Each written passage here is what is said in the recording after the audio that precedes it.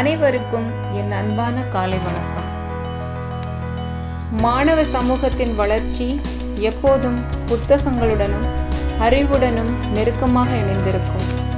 ஆனால் இன்று நம் முன்னிலையில் மிக முக்கியமான கேள்வி நிற்கிறது. இன்றைய மாணவர்கள் புத்தகத்தில் தோன்றுகிறார்களா அல்லது மொபைலில் தங்குகிறார்களா? இன்றைய திடமான டிஜிட்டல் யுகத்தில் மாணவர்கள் அறிவை பெற புத்தகங்களை நாடுகிறார்களா, இல்லையெனில் மொபைல் போன்களின் வசதிகளில் சிக்கி வாழ்கிறார்களா என்பதே இந்த பட்டிமன்றத்தின் மையம். இங்கு பங்கேற்கும் மாணவர்கள் தங்கள் துடிப்பான வாதங்களால், சிந்தனைகளால், உணர்வுகளால் நம்மை நிச்சயம் சிந்திக்க வைப்பார்கள். இந்த பட்டிமன்றத்தில் தங்களது வாதங்களை முன்வைக்க உள்ள பங்கேற்பாளர்களை அழைக்கலாம். முதலாவது, நாமெல்லாம் ஒரு திறமை கொண்டவர்கள், ஆனால் இவர் பல திறமைகளை கொண்டவர். பாடல், நடனம், பேச்சு, ரீல்ஸ் என அனைத்திலும் தமது தடம் பதித்த பல் திறமைகளின் நட்சத்திரம் டாஃப்னா அவர்களை அன்புடன் மேடைக்கு அழைக்கிறேன். அவருக்கு என் மனமார்ந்த வாழ்த்துக்கள். அடுத்தபடியாக, உதவி செய்யும் இடமென்றால் தயங்காதவர், வாதத்தில் வெல்லும் இடமென்றால் கலங்காதவர், பேச்சிலும் ஸ்பீடுதான், செயலிலும் ஸ்பீடுதான். இப்பொழுது இரண்டாவது பங்கேற்பாளராக ஸ்பீடு ஸ்டார் ஆயிஷா அவர்களை அன்புடனும் பெருமையுடனும் மேடைக்கு அழைக்கிறேன். உங்களுக்கு என் இதயபூர்வ வாழ்த்துக்கள். தைரியமாக பேசும் தன்மை இவருக்கு உண்டு. அதே சமயம் பேசிக்கொண்டே நம்மை சிரிக்க வைக்கும் அற்புதமான நகைச்சுவை உணர்வும் இவருக்கு உண்டு. தைரியத்தை சிரிப்போடு கலந்து சொல்லும் பேச்சின் பட்டாம்பூச்சி கிளாடியா அவர்களை அன்புடன் மேடைக்கு அழைக்கிறேன். நிச்சயம் அவரின் வார்த்தைகள் நம் அனைவருக்கும் இனிமையான அனுபவமாக இருக்கும். அடுத்தபடியாக, வகுப்பில் எப்போதும் அமைதியாக இருக்கும் இவர் போட்டி என்றதும் தைரியத்தோடு முன்னின்று தனது திறமையை முழுமையாக காட்டுவதில் யாருக்கும் பின்பற்றவர் அல்ல. அமைதி, அதே நேரத்தில் தைரியம் நிறைந்த நபர். அமைதியாய் வந்து மேடையை கைப்பற்றும் குரல் அரசி இம்னா அவர்களை நான்காவது பங்கேற்பாளராக அன்புடன் மேடைக்கு அழைக்கிறேன். அவரின் பேச்சு நிச்சயம் நம்மை கவரும். எப்போதும் சுறுசுறுப்பாக இருப்பவர், சுட்டி குழந்தை போல சிரிப்போடு நடமாடுபவர். ஆனால் அதே நேரத்தில் முதல் இடம் என்னிடம்தான் என்ற நம்பிக்கையுடன் ஒவ்வொரு போட்டியிலும் கலக்கும் நமது சுட்டி ஸ்டார் ஜோஸ்னி அவர்களை ஐந்தாவது பங்கேற்பாளராக அன்புடன் மேடைக்கு அழைக்கிறேன். அவருக்கு என் மனமார்ந்த வாழ்த்துக்கள்.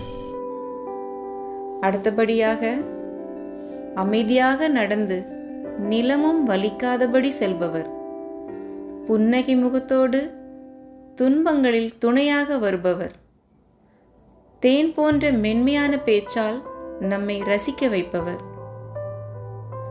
நமது தேன் பேசும் மென்மை தேவதை தியான்சா அவர்களை ஆறாவது பங்கேற்பாளராக அன்புடனும் பெருமையுடனும் மேடைக்கு அழைக்கிறேன்.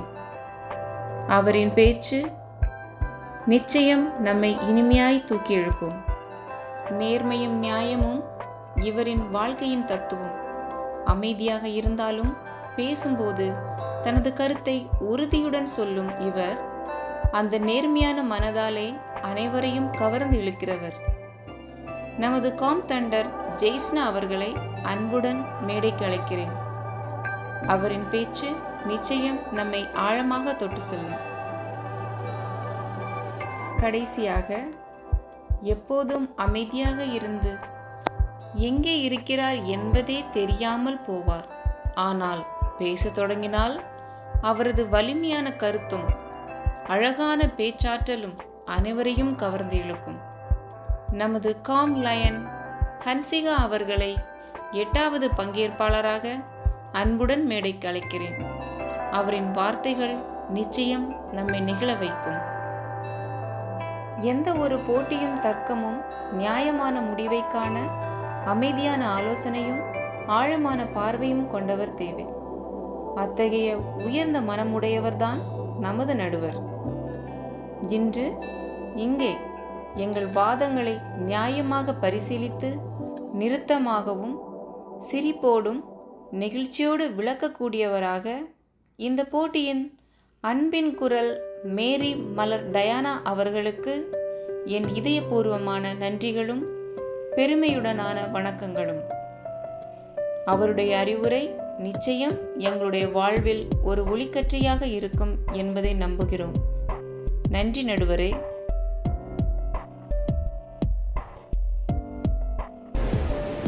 மதிப்புக்குரிய தலைமை ஆசிரியர்களே, அருட்சகோதரிகளே, ஆசிரியர் பெருமக்களே, எனதருமை மாணவ செல்வங்களே,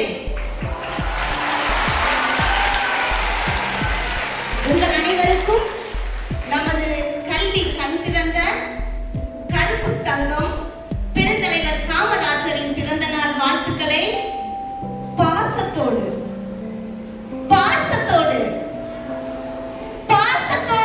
கூறுகின்றேன். என்னடா ஒரு ஏலம் போட்டுட்டு இருக்காங்க பாக்குறீங்களா? ஏன்னா இந்தியா பாகிஸ்தான் மாதிரி 2 அணிகள் எனக்கு 2 நடுவுல உட்கார்ந்து இருக்காங்க. தீர்ப்பை ஒரு அணிக்கு சாதகமா சொல்லிட்டா உடனே அடுத்த அணி நாட்டாம தீர்ப்பை மாத்து சொல்லு, இல்லைன்னா வெளியே வந்தா முதுகு தள்ளும் அப்படின்னு சொல்லிட்டு ஏட்டிக்கு போட்டியாக நிற்பாங்க. அப்ப இந்த பாசத்தோடு அப்படின்னா உங்கள்கிட்ட ஒரு சின்ன ஐஸ் வச்சுட்டேன்னா யாராவது ஒரு ஜீவனாவது நான் நல்லபடியா வீடு திரும்புறதுக்கு ஹெல்ப் பண்ணுவீங்க, அப்படிதானே? இல்லையா? ஐயோ எனக்கு ஒரே ஒரு ஹஸ்பண்ட் 2 குழந்தைங்க இருக்காங்க, கவனமா பார்த்துக்கோங்க. சரியா? ஓகே, கீழே உட்காரலாமா? கொஞ்சம் வயசு ஆயிட்டது, உட்காரலாமா இல்ல நின்னுட்டே சொல்லலாமா? உட்காரு. Very good, thank you. முதலில் இந்த தலைப்பை எடுத்தவங்களுக்கு நான் ரொம்பவே வாழ்த்து சொல்றேன். ஏன்னா இன்றைய மாணவர்கள் புத்தகத்தில் தோன்றுகிறார்களா மொபைலில் தங்குகிறார்களா அப்படின்னு சொல்லிட்டு முக்கியமா கொடுத்திருக்காங்க. இது வெறுமனே மொபைலில் தங்குகிறார்களா அப்படின்னு கேட்காம புத்தகத்தில் தோன்றுகிறார்களா அல்லது மொபைலில் தோன்றுகிறார்களா அப்படின்னு கேட்டுட்டு முடிச்சிடலாம். அப்படிதானா? ஆனா இவங்க எப்படி கேட்டிருக்காங்க? இன்றைய மாணவர்கள் புத்தகத்தில் தோன்றுகிறார்களா மொபைலில் தங்குகிறார்களா? இதுல உங்களுக்கு கிளியரா தெரியுது லிவிங். ஓகே, அப்ப தங்குகிறார்களா இப்பதான் நம்ம பார்க்க போறோம் எங்க நம்ம தங்கிட்டு இருக்கோம் அப்படின்னு சொல்லிட்டு. சரி, நான் இப்ப அதிகமா பேசிட்டே இருந்தேன்னா உங்களுக்கு என்ன ஆகும்? தூக்கம் வரும். ஆமா, போர் அடிக்கும், கிணறு அடிக்கும், ஆறு அடிக்கும், எல்லாமே அடிக்கும், அப்படிதானே? இப்ப உங்களுக்கு தூக்கம் வந்துடும். அதனால நான் என்ன செய்ய போறேன்? இப்போ தொடங்கலாம்னு நினைக்கிறேன். தலை குனிந்து என்னை பார், தலை நிமிர்ந்து உன்னை நடக்க செய்வேன். யார் சொன்னது? யாரு? காமராஜர், அப்படிதானா? யாரெல்லாம் காமராஜர்னு சொல்றாங்க? ஆன்சர். வெரி குட், காமராஜர் சொல்றாங்க. இது நான் இப்ப சொல்றேன், ஒரு புத்தகம் தன்னுடைய ஆதங்கத்தை வெளிப்படுத்துது. ஒரு புத்தகம் எப்படி வெளிப்படுத்துது?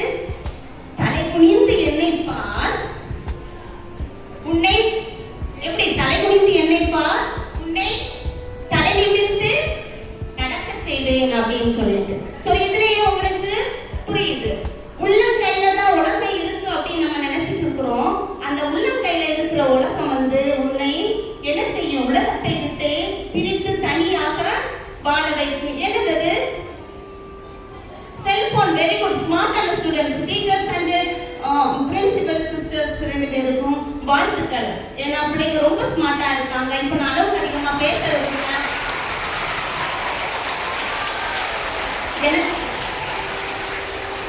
எனக்கு இந்த கைத்தட்டலை பார்த்தோன்னே ரொம்ப மகிழ்ச்சியா இருக்கு. முதல்ல நான் பயந்தேன், எல்லாம் ஸ்பீடு ஸ்டாரும் சூப்பர் பேரெல்லாம் போட்டு இங்க வராங்க.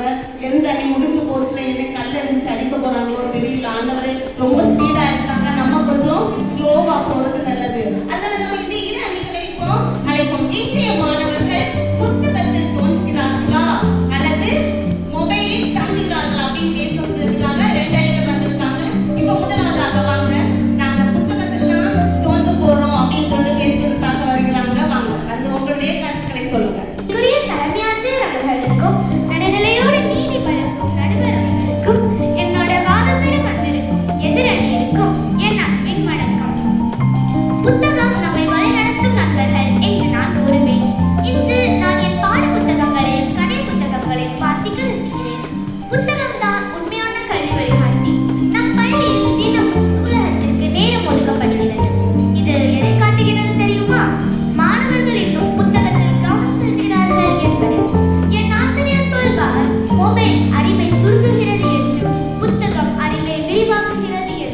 ஒவ்வொரு பாடத்தையும் புரிந்து கொள்ள புத்தகம் தான் உதவுகிறது. நம் மனதை இன்பமாக செய்கிறது. எனவே மொபைல் இல்லை என்றாலும் எனக்கு கவலை இல்லை, புத்தகம் போதும். ஒவ்வொரு பாடத்தையும் புரிந்து கொள்ள புத்தகம் தான் உதவுகிறது. அப்படிப்பட்ட புத்தகத்தில் தான் நம்ம தோன்றுகிறோம் என்பதை பற்றி நான் இங்கு பேச போகிறேன். பேசுங்க ரொம்ப அருமையா சொல்றீங்க, பேசுங்க. இடையில பேசினா உங்களுக்கு மறந்துடுமா? வாசிப்பது நம் எண்ணத்தை வளர்க்கும், எழுத்து திறனை வளர்க்கும், பேசும் திறனை மேம்படுத்தும். யூடியூப், கூகுள் எல்லாம் பரிதாபம். அதை மட்டும் நம்பி படிச்சவங்க எல்லாம் ஸ்கிப் பேட் மாதிரி தன்னுடைய வாழ்க்கையை ஸ்கிப் பண்ணிட்டு போறாங்க. நீங்க ஒரு பயணத்தில் இருக்கீங்க, பக்கத்தில் பவர் பேங்க் இல்ல, வைஃபை இல்ல, போன் பேட்டரியும் இல்ல, அப்போ என்ன செய்வீங்க? மொபைல் ஒரு டிஸ்ட்ராக்ஷன், ஆனால் புத்தகம் நம்மை மனதளவில் அமைதிப்படுத்துகிறது. மொபைல் ஒரு வாடகைக்காரன், புத்தகம் ஒரு நண்பன். நீங்கள் யாரை விரும்புவீர்கள்? மொபைலையா அல்லது உங்களை கவனத்துடன் ஆக்கும் புத்தகத்தையா? மொபைல் இருக்கிறது, ஆனால் அதை ரெஃபரன்ஸாக பயன்படுத்துகிறார்கள். புத்தகம் தான் ஒரு நிலையான செல்வம், மொபைல் ஒரு சுழலும் சில்லறை. மாணவர்கள் அறிவை தேடி இன்று புத்தகத்தில் தான் தோன்றுகிறார்கள். புத்தகம் அழியும் வரை மாணவரின் அறிவும் அழிவதில்லை. எனவே புத்தகத்தை வாசிப்போம், நேசிப்போம், அதையே வாழ்வாக்குவோம். நன்றி. அதிகமான நேரம் மொபைல்ல தான் செலவிடுறோம். நான் பேருந்தில் பயணம் செய்துட்டு இருக்கும்போது உங்களுக்கெல்லாம் பட்டிமன்றம் சொன்னோடனே காமெடின்னு தான் புரியும், அப்படிதானே? பட்டிமன்றம்னா என்ன அர்த்தம்னு தெரியுமா உங்களுக்கு? தமிழ் ஆசிரியரை மன்னித்துக் கொள்ளுங்கள், ஒரு நிமிஷம் மட்டும் என்னை பேசட்டுங்க. பட்டிமன்றம்னா என்ன அர்த்தம்னு தெரியுமா? தெரியாது, நான் சொல்றேன். பட்டி என்றால் என்ன? பட்டி என்றால் என்ன? Very good. மஞ்சம் என்றால் என்ன? டாக்ஸ் எல்லாம் எப்படி பார்க்கணும் குறைக்கும்? Very good. இதே மாதிரி தான் எல்லா அணிகளும் சேர்ந்து குறைக்கிறாங்க. அதனால அதுக்கு பேரு பட்டி மஞ்சம்னு கொடுத்தாங்க. இது உங்களுக்கு இப்ப புரியுதா?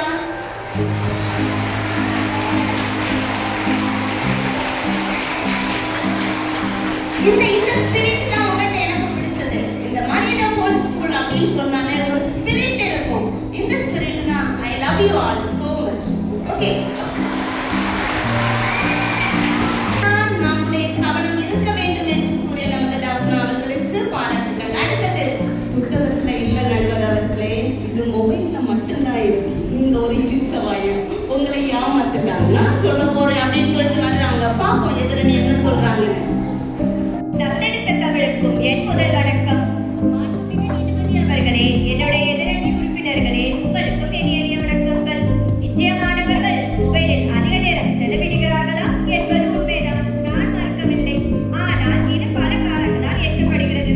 கல்வி, பொழுதுபோக்கு மற்றும் சமூக தொடர்பு ஆகியவற்றுக்காகத்தான் இன்றைய மாணவர்கள் மொபைலில் தங்குகிறார்களே தவிர மொபைலுக்கு அடிமையாக அல்ல. மொபைல் என்னை போன்ற மாணவரின் கவனத்தை சிதறடிக்கும் என்பது உண்மைதான், நான் மறுக்கவில்லை. இரவு நேரங்களில் மொபைல் பயன்படுத்துவது படிப்புக்கு இடையூறாக இருக்கிறது என்பதையும் நாங்கள் மறக்கவில்லை. எதிரணியினர் புக்கு என்று சொல்கிறார்கள் அல்லவா, அவர்கள் மொபைல் பக்கம் போக மாட்டார்களா?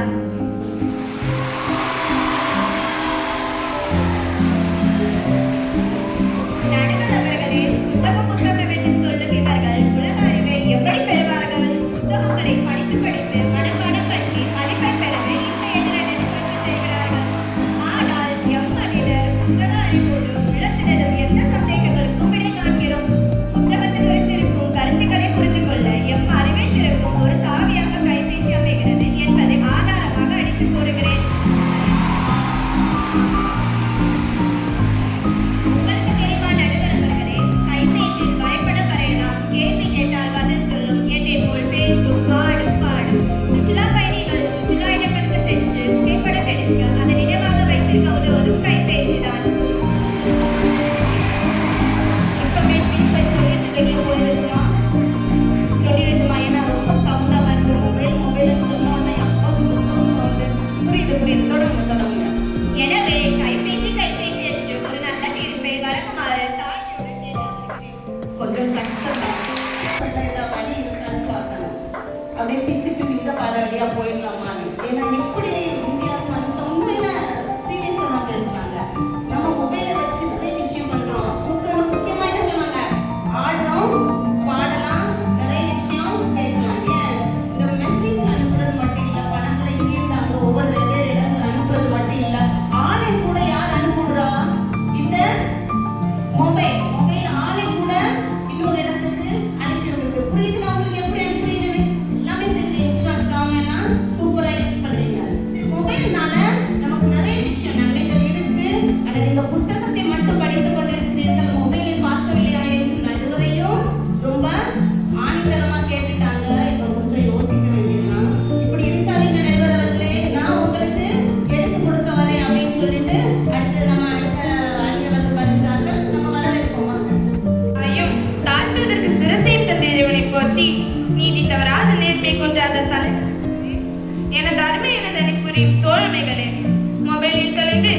எதிர்காலமில்லா எதிரணியினரே, அனைவருக்கும் அன்பின் வணக்கம். எதிரணியினர் கூறுவது போல மொபைலில் எடுக்கப்படும் புகைப்படங்கள் நிரந்தரமில்லை. சில நேரங்களில் அழிந்து விடலாம், சில நேரங்களில் பிறரால் தவறாக பயன்படுத்தப்படலாம். ஆனால் புத்தகம் மற்றும் ஆல்பம் இவற்றில் நம் நினைவுகளை எழுதி பதிவு செய்வதால் அவை எப்போதும் அழியாது.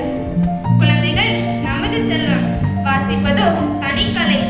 செல்வமும் கலையும் சேர்ந்திருப்பது சிறப்பு என்பதனை எதிரணியினர் மறந்துவிட்டனர். இன்று வாசிப்பது என்பது எதிரணியினர் போன்ற கேள்விக்குறியாகி வருகிறது. காரணம் என்ன தெரியுமா நடுவர்களே? சொல்லுங்க, எல்லாரும் சேர்ந்து கேட்கலாம்.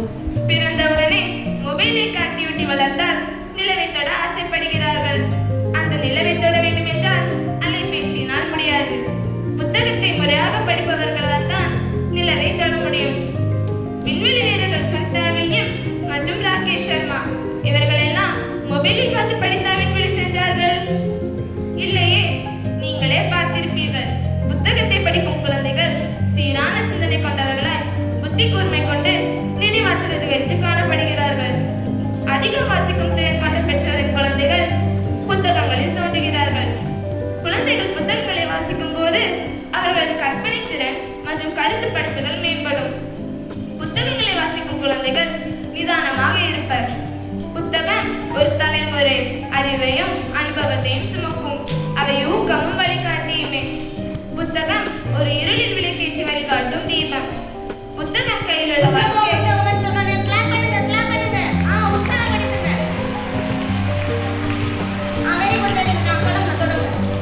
புத்தகம் கையில் உள்ள வாழ்க்கை பசும்பால் ரசம் மாதிரி சுவையும் இருக்கும், ஆரோக்கியமும் இருக்கும்.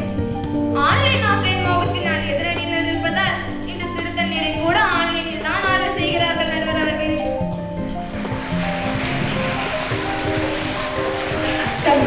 குழந்தைகள் புத்தகங்களில் தோன்ற வேண்டும். அதிகமான குழந்தைகள் புத்தகங்களில் தோன்றுகிறார்கள் என்பதை நினைவுபடுத்தி வாய்ப்புக்கு நன்றி கூறி விடைபெறுகிறேன்.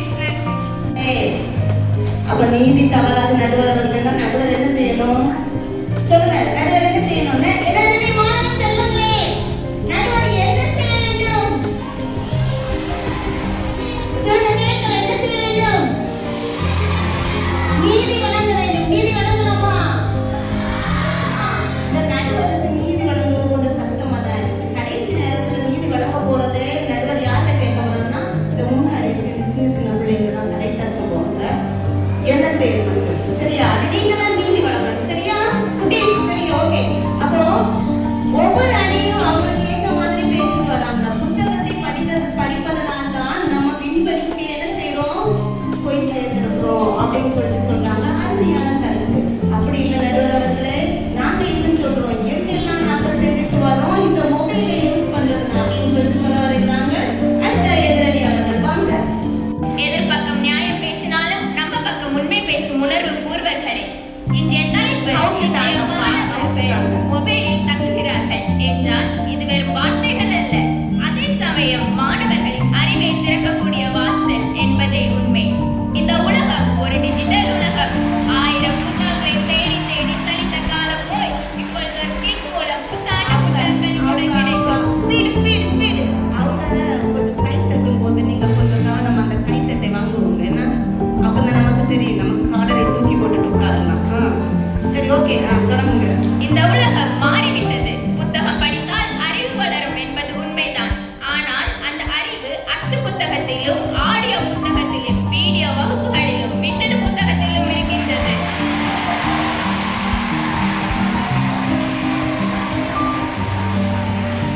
மாணவர்கள் கூகுள் என்ற பேராசிரியரை விரைவாக நாடுகிறார்கள். யூடியூப்பில் கணிதம், அறிவியல், வரலாறு போன்ற பாடங்களை அனிமேஷனுடனும் கற்றுக்கொள்கிறார்கள். இப்படி எவ்வளவோ அடுக்கிக் கொண்டே போகலாம். கைத்தட்டல் ரொம்ப அதிகமாயிருக்கு. இறுதியில பார்த்தாதான் தெரியும் எங்க தட்டல்னு சொல்லிட்டு. அதே சமயம் மாணவர்களுக்கு கணித பாடத்தில் சந்தேகம் வந்தால் ஆசிரியரை நாடுகிறார்களா அல்லது நூலகத்தில் சென்று புத்தகத்தை தேடுகிறார்களா? இல்லை, மொபைலில் ஹிபாமேக்ஸ், 1+1 போன்ற யூடியூப் சேனலை தான் நாடுகிறார்கள். இதை நீங்கள் ஒப்புக்கொள்கிறீர்களா? கொள்ளதான் செய்யணும், இல்லைன்னா புரிஞ்ச விஷயம். இப்பொழுது உங்களிடம் ஒன்று மட்டும் கேட்டுக்கொள்கிறேன். இதற்கு விடை கூற தயாரா? இந்த பட்டிமன்ற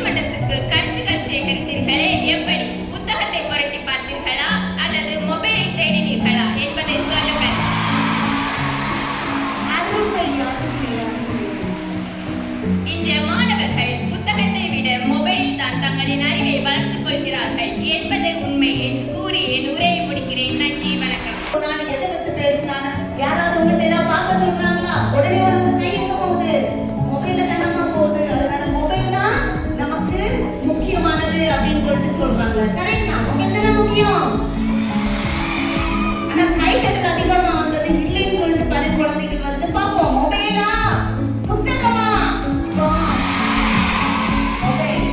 மொபைல்னு சொன்னா ரொம்ப கை தட்டு வந்தோம்னா எதிரணி அடுத்த எதிரணி என்ன சொல்றாங்கன்னா, அவங்களுதான்ப்பா பிரைஸ், நம்மளுக்கு இல்லப்பா, சூப்பரா கை தட்டுறாங்க அப்படின்னு சொல்லிட்டு பேசாமலே செய்தி நல்லா காட்டுறாங்க. பாவம் இல்ல, அவங்களே ஃபர்ஸ்ட் பார்த்ததுனாலதான் நம்ம எதை கண்டுபிடிச்சோம், மொபைலை கண்டுபிடிச்சோம். அதனால பயப்படாதீங்க, அப்படியே ஸ்ட்ராங்கா வாங்க, உணர்ச்சி பூர்வமாக அதிகமான சிந்தைகளை கொடுங்க. வாங்க வாங்க. இந்த போட்டியாளர்களுக்கும் வணக்கம். இன்றைய மாணவர்கள் புத்தகத்தில் தோன்றுகிறார்கள் என்ற தலைப்பு நான் ஆம் என்று உறுதியாக சொல்ல விரும்புகிறேன். எதிரணியின் போட்டியாளர் இம்னா பேசுவது எனக்கு வேடிக்கையாகவும் சிரிப்பாகவும் இருக்கிறது. நான் அடித்து சொல்கிறேன், இங்கு பேசுவதற்கு நான் பயன்படுத்தியது புத்தகம். எந்த மொபைலோ சாட்ஜிபிடியோ இல்லை. மேலும் அவர்கள் மாணவர்கள் யூடியூபில் பாடம் படிக்கிறார்கள் என்று சொல்கிறார்களே, பாடம் பார்க்கும் போது ஏதேனும் டவுட் இருந்தால் அதனிடம் கேட்க முடியுமா? முடியாது தானே? யாருக்கிட்ட? சொல்லுங்க. எத்தனை முறை கேட்டாலும் பதில் கிடைக்காது. ஆனால் புத்தகத்தில் தேடினால் கிடைக்கும். மேலும் கவர்மெண்ட் எக்ஸாமுக்கு தயாராக வேண்டும் என்றால் புத்தகம் தான் முக்கியம். மொபைல் ஒரு சாதனமாக இருக்கலாம். ஆனால் அறிவின் ஆதாரம் எது? புத்தகங்கள் தானே. இந்த புத்தகமே இமாலய சிகரம் போல வீற்றிருக்கிறது. இன்றைய டிஜிட்டல் யுகத்தில் மொபைல் முக்கியமாக இருக்கலாம். ஆனால் அறிவின் ஆதாரம் புத்தகம்தான். பள்ளி கல்வி முறையே புத்தக மையம்தான். பாடநூல்கள், சுயகற்றல் புத்தகங்கள், வழிகாட்டி புத்தகங்கள் இவை இல்லாமல் மாணவர்களால் தேர்வுகளுக்கு தயாராக முடியுமா? நிச்சயமாக முடியவே முடியாது. இன்று வரை மாணவர்கள் நூலகங்களுக்கு சென்று கொண்டுதான் இருக்கிறார்கள். நவீன நூலகங்கள் மட்டுமல்ல, பள்ளி நூலகங்களிலும் மாவட்ட நூலகங்களிலும் மாணவர்கள் இருக்கிறார்கள். எதற்காக? புத்தகம் படிப்பதற்காக தானே. நிச்சயமாக. மொபைலில் கூட என்ன, பிடிஎஃப், இ-புக் இவையும் புத்தகம்தான். காகிதம் நிலையில் அல்ல, உள்ளடக்கம் புத்தகம் தானே. புத்தகம்தான் கல்வியின் அடித்தளம். ஒரு மரம் வளர வேண்டும் என்றால் வேர்கள் ஆழமாக இருக்க வேண்டும். அதுபோல ஒரு மாணவனின் அறிவு வளர வேண்டும் என்றால் அறிவு வேர்களாகிய புத்தகம்தான் முக்கியம். புத்தகமின்றி மாணவர்களால் தேர்வுகளுக்கு தயாராக முடியுமா? முடியாது. ஏனென்றால் மொபைலால் இணையத்தில் தேடதான் முடியும். ஆனால் எது உண்மை, எது சரி என்ற சரியான அளவு புத்தகம்தான் வழங்கும். காலம் மாறலாம், மாணவர்கள் மாறலாம், ஆனால் புத்தகத்தின் புகழ் மாறாது. நன்றி. அருமையாக பேசினார்கள். புத்தகத்தின் அருமை மாறவே செய்யாது. ஒரு நூலகம், நான் உங்கள்கிட்ட கேட்கிறேம்மா, இந்த உலகத்துல வந்து நூலகம் வேண்டும் அப்படின்னு சொல்லிட்டு அதிகமாக முழக்கமிட்டவர் யாரு? யாருக்கா தெரியுமா? அதிகமாக முழக்கமிட்டவர் நூலகம். சரி, இருக்கட்டும். என்னப்பா இது கிளாஸ்ல போயிருந்தா அங்கேயும் ஒரே டீச்சர் கொஸ்டின் கேட்கறாங்க. பட்டிமன்றத்துல வந்து நம்மளால கொஞ்சம் காமெடியா கேட்டு சிரிச்சுட்டு புடிங்கிட்டு போலான்னு பார்த்தானா இங்கேயும் வந்து கொஸ்டின் கேட்கறாங்களா? விடுங்க. ஒரு ஒரு நபர் 1 கோடி ரூபாய் உங்களிடம் கொடுத்தால் என்ன செய்வீர்கள் என்று. உடனே மகாத்மா காந்தி நூலகம் கட்டுவேன் என்று. நூலகத்திற்கு அவ்வளவோ மதிப்பு. நூலகத்துல என்னது இருக்கும்? மொபைல் இருக்குமா? என்னதுல இருக்கும் நூலகத்துல? புத்தகம். புத்தகம் இருக்கும். நம்மளுடைய தேடுதல் அனைத்துமே அந்த நூலகத்துல இருக்கும். அதனால மகாத்மா காந்தி அவர்கள் நான் நூலகம் கட்டுவேன் என்று அதிகமாக முழக்கமிட்டவர். சரியா? அப்ப அருமையாக சொன்னாங்க. Very good. நூலகம் தான் நம்ம வாழ்க்கையில ரொம்ப அதிகமாட்டு நம்ம பார்க்கக்கூடியது. ஆணி வேரா மாணவருடைய ஆணி வேரா இருப்பது இந்த புத்தகம் தான், மொபைல் கிடையாது. அது உண்மைதானா? ஏற்றுக்கொள்கிறீங்களா? இல்லையா? புத்தகத்துல நிறைய படிச்சு கண்ணெல்லாம் தூங்கி அப்பா ஒரு வாழ்க்கையா எப்பதான் காலேஜ் முடிச்சுட்டு வீட்டுக்கு போய் நிம்மதியாது அப்படின்னு தான் இருக்கும். அப்படிதானா? அப்படிதானே இருக்கும். இல்லையா? சரி, இதெல்லாம் மாற்றி அமைக்க புத்தகமே கிடையாது என்று அதிக முழக்கமிட்டு சொல்ல வருகிறார்கள். அடுத்த எதிரணி அவர்கள் வாங்க கேட்கலாம். தித்திக்கும் தேன் தமிழ் திக்கட்டும் பரவட்டும் புத்தக தாய்க்கன் முதற்கண் வணக்கங்கள். வருகால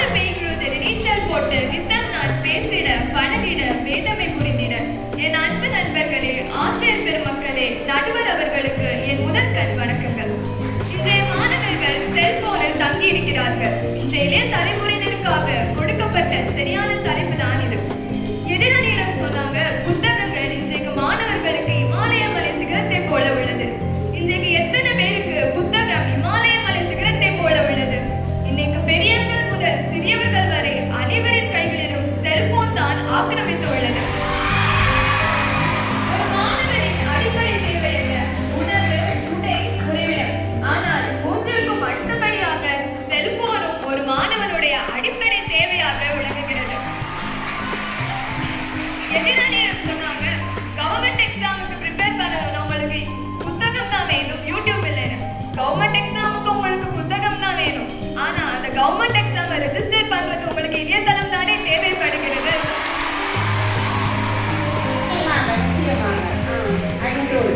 இன்னைக்கு அனைத்து துறையில பயிலும் மாணவர்களுக்கும் சரி, வேலை செய்பவர்களுக்கும் சரி, வீடியோ கான்பரன்ஸ் எனும் இணையதள வசதி தானே அவங்களுக்கு பெரும்பாலும் உதவுகிறது.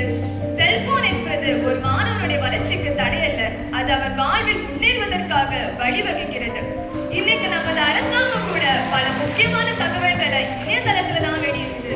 எடுத்துக்காட்டுக்கு 10, 11, 12ஆம் வகுப்பு பொதுத் தேர்வு முடிவுகள் கூட இணையதளத்தில் தானே வெளியிடப்படுகிறது. எனவே நமது அரசாங்கத்திற்கும் தெரிகிறது, இணையதளமும் செல்போனும் ஒரு மாணவனுடைய வளர்ச்சிக்கு தடையல்ல. ஆனா நம்ம எதிரணியில பேச வந்திருக்க 4 பேருக்கு தான் செல்போனுடைய முக்கியத்துவத்தை பற்றி தெரியல. செல்போன் பல வகையான சிறப்பம்சங்களை கொண்டது. பாடல்கள் கேட்பதற்கு, முக்கியமான தேதிகளையும் நிகழ்வுகளையும் பதிக்கிறதுக்கு பல வகையான சிறப்பம்சங்களை கொண்டது. சரி, நான் இப்ப நடுவரிடமே ஒரு கேள்வி கேட்கிறேன். உங்களுக்கு திடீர்னு உடல்நலை குறைவு ஏற்பட்டால் உங்கள் குடும்பத்தினருக்கும் மருத்துவ சேவைக்கும் நான் தகவல் சொல்ல முதல்ல புத்தகத்தை எடுப்பேனா அல்லது செல்போனை எடுப்பேனா?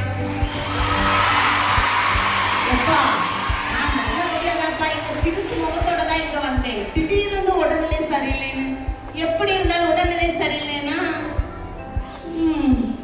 மொபைல் தான் ஃபர்ஸ்ட் கையில வரும்.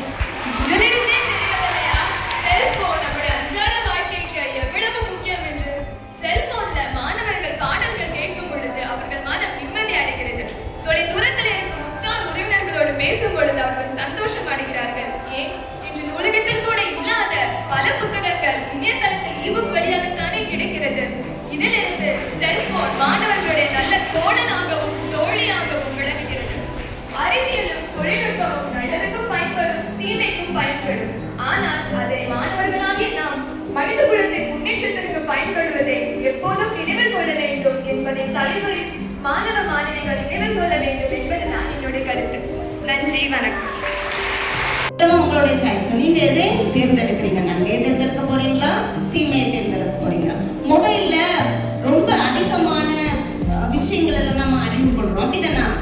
ஒரு சின்ன இன்சிடென்ட் நான் சொல்றேன்.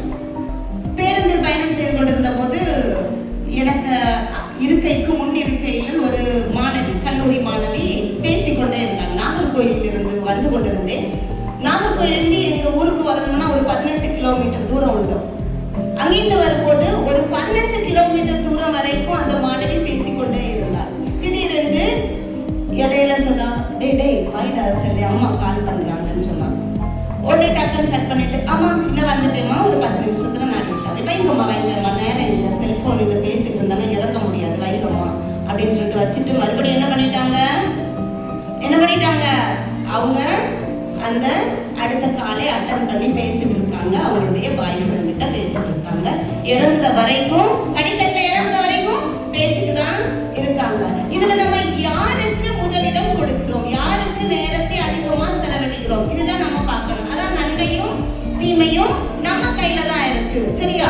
அப்போ மொபைல்ல தான் அதிகமான சேவைகள் இருக்கு. மொபைல்னால நம்ம இன்னைக்கு உயிர் வாழ்றோம். தண்ணீர் இல்லாம கூட உயிர் வாழ்ந்துதான். ஆனா மொபைல் இல்லாம என்ன செய்ய முடியாது, உயிர் வாழ முடியாது அப்படின்னு சொல்லிட்டு உள்ள கருத்தை கொடுத்திருக்காங்க. அது 100% உண்மைதானா? இல்லையா? பரவாயில்லை, இல்லையா?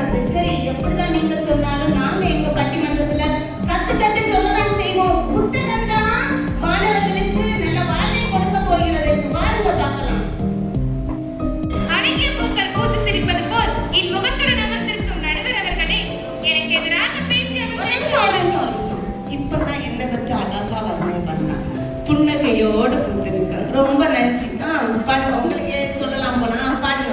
எனக்கு எதிராக பேசி அமர்ந்திருக்கும் எதிரணியினரே, அனைவருக்கும் வணக்கம். தொட்டு தொட்டு பார்த்தால் அது வெறும் காகிதம், தொடர்ந்து படித்தால் வாழ்வின் வெற்றியின் ஆயுதம். அது என்ன? அதுதான் நாம் படிக்கும் புத்தகம். இன்றைய மாணவர்கள் மொபைலில் தான் தங்குகிறார்கள் என்று எதிரணியினர் கூறினார்கள்.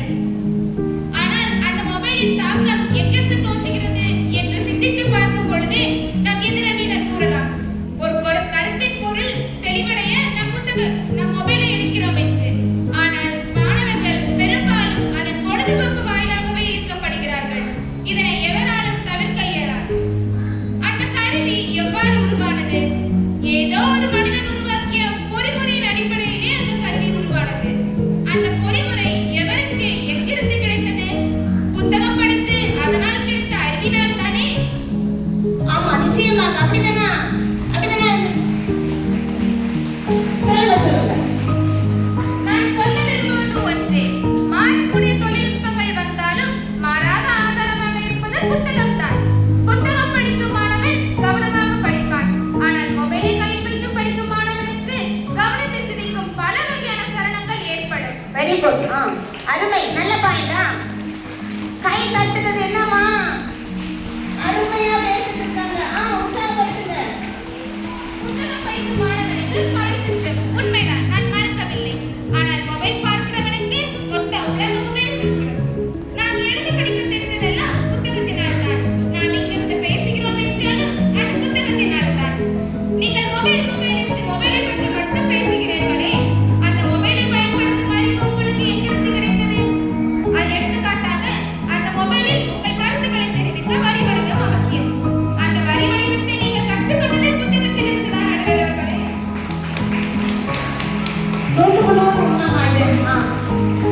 அந்த கருவி இயக்கக்கூட உங்களுக்கு புத்தகம் தான் அடிப்படையாக இருக்கிறது. இந்த நிலையில் நீங்கள் எப்படி மாணவர்கள் மொபைலில் தங்குகிறார்கள் என்று சொல்ல முடியும் எதிரணியினர்களே? எப்படி சொல்ல முடியும்? சொல்லுங்க. எனவே இன்றைய மாணவர்கள் புத்தகத்திலிருந்து தான் தோன்றுகிறார்கள் என்று என் வாதத்தை நிறைவு செய்கிறேன். நன்றி, வணக்கம். இல்லையா? Very good. எப்படி இருந்தாலும் புத்தகம் தான் நம்ம வாழ்க்கைக்கு உயிர் கொடுக்குது. எப்படி முதல்ல மொபைலை எடுத்து நம்ம பார்த்தாலும் கூட அந்த மொபைல் உருவானது புத்தகத்திலிருந்து தான் தோன்றியது அப்படின்னு சொல்லிட்டு அருமையாக பேசினாங்க. இதுக்கு நாங்க சளைத்தவர்கள் கிடையாது. நாங்க மொபைல்ல தான் எல்லாமே எடுத்து பார்க்கிறோம் அப்படின்னு சொல்லி முதலில் தோன்றியதோ கடைசியில் தோன்றியதோ இப்போ எங்களை வாழ வைத்துக் கொண்டிருப்பது மொபைல் தான் அப்படின்னு பேச வருகிறார்கள் எதிரணி. வாங்க. தமிழில் வளர்ந்த மூதாட்டி அவ்வைக்கு என் முதல் வணக்கம். இவ்வகைக்கு என் இரண்டாம் வணக்கம். இன்றைக்கு கொடுக்கப்பட்டுள்ள தலைப்பு, இன்றைய மாணவர்கள் மொபைலில் தங்குகிறார்கள். இன்னைக்கு சாப்பாடு கூட இல்லாம நிறைய பேர் இருக்காங்க. ஆனா மொபைல் இல்லாம யாராவது இருக்கீங்களா? இந்த கூட்டத்துல யாராவது இருக்கீங்களா? கஷ்டம்தான். நான் எதிரணியினரிடம் ஒரு கேள்வி கேட்க விரும்புகிறேன். கேளுங்க. அவர்கள் கூறும் புத்தகத்தில் இந்த உலகை நேரடியாக காண முடியுமா? காண முடியுமாமா? முடியும். சொல்லுங்க. அலைபேசியில் காணலாம். ஏன் லாக்டவுனில் 1.5 வருஷமா நம்ம எல்லாத்துக்கும் மொபைலை தானே யூஸ் பண்ணோம். ஆன்லைன், ஜிபே, கூகுள், யூடியூப் இது எல்லாமே எங்க அறிவை வளர்க்கிறதோட எங்க நேரத்தையும் மிச்சப்படுத்துறது இந்த அலைபேசி தான் நடுவர்களே. பழைய காலத்துல எல்லாம் ஒரு பிள்ளைய பக்கத்து தெருவுக்கு அனுப்பவே பயப்படுறாங்க. ஆனா இன்னைக்கு அமெரிக்காவுக்கே அனுப்பி வைக்கிறாங்கன்னா அதற்கு காரணம் முழுக்க முழுக்க இந்த அலைபேசி மட்டும்தான்.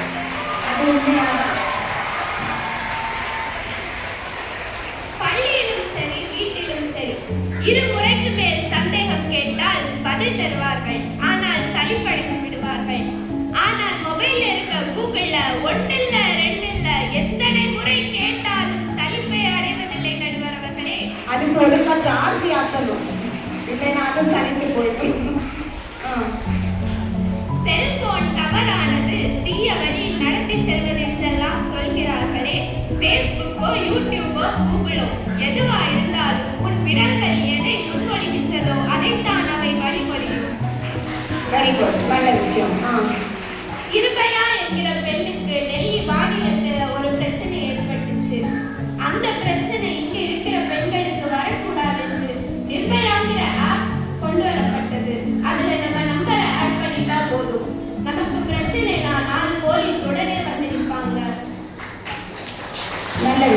உண்மையான விஷயம். தெரியுமா உங்களுக்கு? வெரி குட், சொல்லுங்க. மொபைல்ல இருக்க பல ஆப்புகள் மூலமா பல மொழிகளும் கற்றுக்கொள்ள முடிகிறது. அதற்காக ஆசிரியர்களையும் புத்தகங்களையும் தேடி பணம் செலவழிக்க வேண்டிய தேவையில்லை. நல்ல பாயிண்ட் தான். அம்மா கிட்ட தலைவலின்னு சொன்னா மாத்திரை போட்டுக்கோன்னு சொல்லுவாங்க. ஆனா மொபைல்ல இருக்க பாட்டி வைத்தியத்துல 2 நிமிஷத்துல எப்படி வலி தீர மருத்துவ குறிப்பு தரணும்.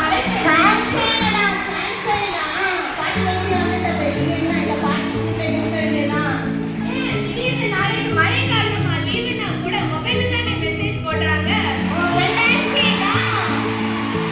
அப்பா பள்ளியில கூட ஹோம்வொர்க் அல்லது ஏதாவது காம்படிஷன் வருதுன்னா கூட அதுக்கும் மெசேஜ் குரூப்ல தானே போடுறாங்க. லட்சக்கணக்கான விஷயங்களை, கோடிக்கணக்கான சிந்தனை துளிகளை அள்ளி அணைத்து இன்று எந்த மூலையில் எது நடந்தாலும் உடனே படம் போட்டு காட்டும் அலைபேசியை ஆக்கத்திற்கு மட்டுமே பயன்படுத்தும் போது அதன் பயனை எடுத்து கூற முடியாத அளவுக்கு கருத்துக்களை கொண்டிருப்பது நம் அனைவருக்கும் தெரிந்த ஒன்று. பழைய காலத்துல எல்லாம் நலம் விசாரிக்கணும்னா கூட கடிதம் போடுவாங்க. அது 2 நாளைக்கு பிறகு தான் போய் சேரும். ஆனா அலைபேசியில எப்ப தோணினாலும் 24/7 நம்மளால பேச முடியும். நடுவர் அவர்களே, உண்மையா 24/7 வெரி குட். நல்ல பாயிண்ட். இறுதியாக ஒன்றை கூறி நிறைவு செய்கிறேன். நேற்று அறிவியல் அலங்காரமாய் இருந்தது, இன்று அறிவியல் நமக்கு ஆதாரமாய் இருக்கின்றது. நாளை அந்த அறிவியல் தான் நமக்கு அஸ்திவாரமாக இருக்க போகிறது என்பதை மறந்து விடாதீர்கள். வலைதளங்களில் நல்லதையே தேடுங்கள். அக வாழ்க்கைக்கு அனுபவ பாடமும் புற வாழ்க்கைக்கு அறிவியல் பாடமும் தான் இன்றைக்கு தேவை என்று கூறி முடிக்கிறேன். அவர்களுக்கும் உங்கள் அனைவருக்கும் இப்போ 2 அணிகள் முடிச்சுட்டாங்க, 4 பேர் முடிச்சுட்டாங்க. இப்போ இதை முடிக்க வேண்டியது நம்ம தான். அப்படிதானா?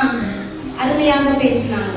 எப்படி இருந்தாலும் மொபைல்ல தான் எல்லாமே நமக்கு கிடைக்குது. பாட்டி வைத்தியம் மட்டும் இல்லை, எல்லா வைத்தியமும் நமக்கு அந்த மொபைல்ல தான் கிடைக்குது. அருமையான செய்திகள் எல்லாம் எடுக்கிறதுனாலும் மொபைல்ல தான் கிடைக்குது.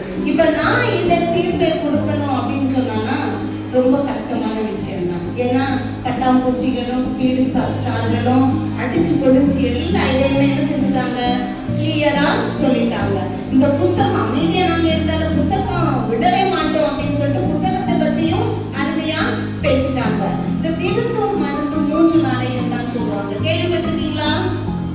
விருந்தும் மருந்தும் 3 நாளைக்கு தான். இந்த விருந்து மருந்து 3 நாள்னா 3 நாள் கழிஞ்ச உடனே நம்ம உறவினர்கள் வீட்டுல இருக்கவங்க என்ன சொல்லுவாங்கன்னா, ஐயோ எப்ப நாள் வெளியே போக மாட்டாங்க, எனதான் இருக்கானோ அப்படின்னு சொல்லிட்டு ஒரு வெறுப்பு வந்துடும். அதே மாதிரிதான் நம்ம மொபைலும் என்ன ஆகும், ஒரு நாள் 2 நாள் பயன்படுத்தினா பிரச்சனை இல்லை. அதை அப்படியே நம்ம பயன்படுத்திட்டு இருக்கும் போது நம்ம மூளை என்ன செய்யும், கெட்டுவிடும். அப்ப நமக்கு என்ன செய்யணும், அந்த மொபைலை அவாய்ட் பண்ண பார்க்கணும். நல்லதுக்கு மட்டுமே யூஸ் பண்ண பார்க்கணும், கெட்டதுக்கு யூஸ் பண்ணக்கூடாது. அதேதான் நம்ம அணிகள் அழகாக சொன்னாங்க, நன்மையும் தீமையும் உங்க கையில தான் இருக்கு. எதை நீங்க எடுத்து பண்ண போறீங்க, it's your choice. whether you are taking mobile in a merits or demerits things. Okay, so whenever எப்பெல்லாம் நீங்க மொபைலை எடுக்கிறீங்களா யோசிச்சு பாருங்க, இது நமக்கு நன்மை கொடுக்குதா இல்லைன்னா தீமை கொடுக்குதா. அப்புறம் பார்த்தோம்னு சொன்னா, எனக்கு ஒரு பரிச்சயமான ஒரு மாணவன் 5ஆம் வகுப்பு படித்து கொண்டிருக்கும் போது அவன் என்ன பண்ணான்னு சொன்னா, படித்து முடித்து விடுமுறையில் இருக்கும்போது ஒரு புத்தகம் எழுத வேண்டும் அப்படின்னு நினைச்சு அதுக்கு ஒரு தலைப்பு வச்சு புத்தகம் எழுதிவிட்டு 7ஆம் வகுப்பு படித்து முடித்த பிறகு அந்த புத்தகத்தை முடித்து விட்டு என்னிடம் கொண்டு தருகிறான். மேம், இதை நீங்க கரெக்ட் பண்ணி கொடுங்க, நான் ஒரு புத்தகம் எழுதியிருக்கிறேன் அப்படின்னு. உடனே வாசித்து பார்த்தேன். அவன் தற்போது 8ஆம் வகுப்பு படித்துக் கொண்டிருக்கிறான். 7ஆம் வகுப்பு விடுமுறையில் கொண்டு கொடுத்தான். வாசித்து பார்த்தேன். அருமையான சிந்தனைகள், எண்ணங்கள். எனக்கு அந்த தலைப்புக்கு ஏற்றாற் போல கண்களில் இருந்து கண்ணீரும் வந்துவிட்டது. அந்த புத்தகத்தின் பெயர் கண்ணீர் துடைக்க ஒரு புத்தகம். கண்ணீர் மலமலன வந்துவிட்டது. உடனே அந்த மாணவனை கூப்பிட்டு கேட்டேன், மக்களே, எப்படி நீ புக் எழுதணும் அப்படின்னு சொல்லிட்டு ஒரு யோசனை வந்தது, அதுவும் இந்த தலைப்பை வைக்கணும் அப்படின்னு சொல்லிட்டு ஒரு யோசனை வந்தது அப்படின்னு கேட்டேன். உடனே அவன் சொன்னான், எங்க ஸ்கூல்ல அவன் படிக்கிறது ஒரு ஸ்டேட் போர்ட் ஸ்கூல். எங்க ஸ்கூல்ல நற்கருணை வீரன் வாங்க சொல்லுவாங்க. நாங்க என்ன பண்ணுவோம், நற்கருணை வீரன் வாங்குவோம். வாங்கி பார்க்கும்போது நான் படிச்சுட்டே இருக்கும்போது நினைப்பேன், இது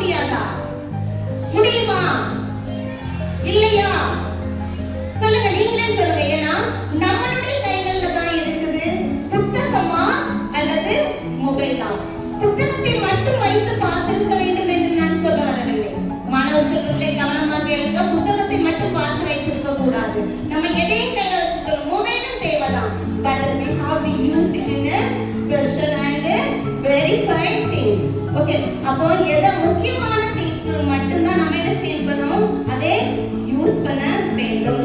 வேற எந்த இதுக்குமே நம்ம என்ன செய்யக்கூடாது, யூஸ் பண்ண கூடாது. மொபைலும் நன்மை தீமைகள் இருக்கு, ஆனா புத்தகத்தில் மட்டும் என்னது இருக்கும், புத்தகத்தில் எது இருக்கும், நன்மை மட்டும் தானே இருக்கும். சரி, புத்தகத்துல தீமை எழுத வச்சு யாராவது பப்ளிஷ் பண்ணுவாங்களா, பப்ளிஷ் பண்ணுவாங்களா, பண்ணவே முடியாது. அதை வந்து பேன் பண்ணிடுவாங்க. அப்ப புத்தகத்தில் நமக்கு என்ன நிறைய அறிவு களஞ்சியங்கள் கிடைக்குது, அதை விட மேலாக மொபைலில் கிடைக்கிறது. ரெண்டுக்குமே இடைப்பட்ட இடத்துலதான் நமக்கு நிறைய விஷயங்கள் கிடைக்குது.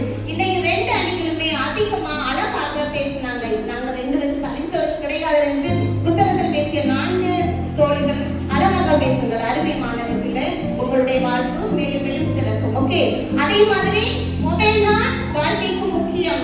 மாணவர்கள் மொபைல் தான் தோற்றுகிறார்கள் என்று அருமையாக பேசினார்கள். இப்ப நான் தீர்ப்பு சொல்ல போறேன். எல்லாரும் close your eyes for a while.